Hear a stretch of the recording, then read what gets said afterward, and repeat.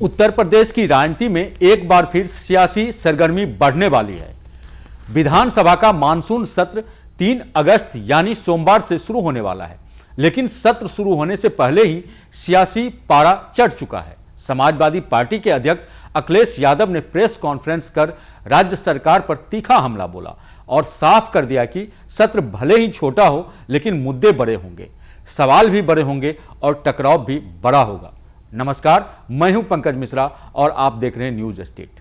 उत्तर प्रदेश विधानसभा का मानसून सत्र शुरू होने से पहले ही सियासी हलचल तेज हो गई है।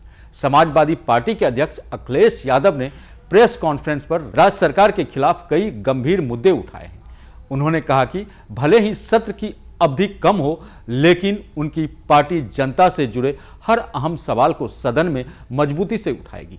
अखिलेश यादव ने शिक्षा, किसानों की समस्याएं, बढ़ती बेरोजगारी, थाना और तहसील स्तर पर भ्रष्टाचार जैसे मुद्दों को प्राथमिकता से उठाने की बात कही है। इसके साथ ही उन्होंने एक्सप्रेसवे परियोजना में कथित गड़बड़ियों, बिजली दरों में बढ़ोतरी और E20 योजना को लेकर भी सरकार को घेरा। उनका आरोप है कि प्रदेश में रोजगार के अवसर घट रहे हैं, आउटसोर्सिंग के जरिए अस्थायी नौकरी को खत्म किया जा रहा है। तो ये यूनिवर्सिटी जो नहीं बना पाए, वो यूनिवर्सिटी पे हथौड़ा चलाना चाहते हैं। बिजली की दर बढ़ी है, बिजली की कीमतें बढ़ी हैं, बहुत सारे महत्वपूर्ण मुद्दे हैं जो कल विधानसभा में हमारी पार्टी के सभी माननीय सदस्य उठाएंगे। दूसरी तरफ सरकार भी इस मानसून सत्र को लेकर पूरी तैयारी में है। 4 अगस्त को वित्तीय वर्ष 2026-27 के लिए अनुपूरक बजट पेश किया जाएगा।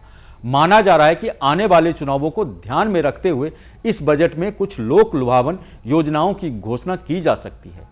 इससे पहले सरकार 9 लाख करोड़ रुपए से ज्यादा का मूल बजट पास कर चुकी है। सत्र के पहले दिन शोक प्रस्ताव के साथ कार्यवाही शुरू होगी, जिसमें सपा विधायक के निधन पर श्रद्धांजलि दी जाएगी।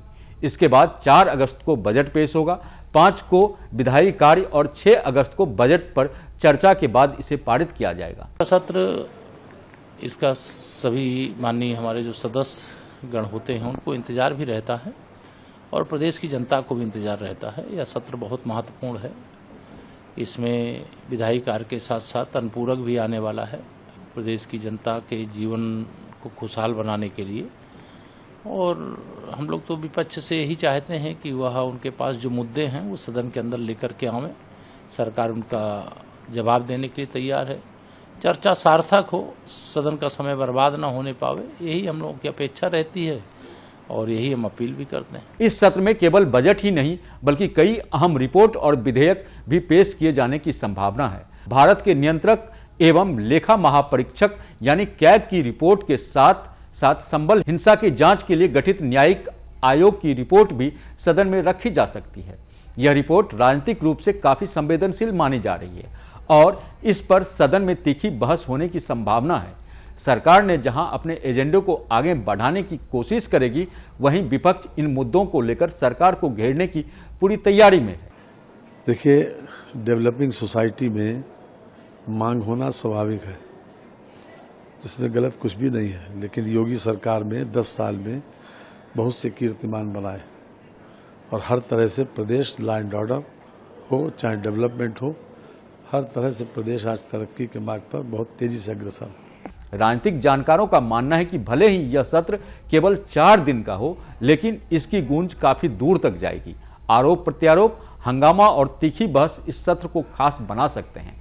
आने वाले विधानसभा चुनाव के मद्देनजर यह सत्र दोनों पक्षों के लिए अपनी अपनी जमीन मजबूत करने का मौका भी होगा। ऐसे में सदन के अंदर और बाहर दोनों जगह सियासी तापमान हाई रहने की पूरी संभावना है। तो छोटा सत्र लेकिन बड़े सवाल, क्या सरकार दे पाएगी जवाब या फिर सदन में होगा सिर्फ सियासी संग्राम? इस खबर पर आपकी क्या राय है, हमें जरूर बताएं। देखते रहें न्यूज स्टेट। नमस्कार।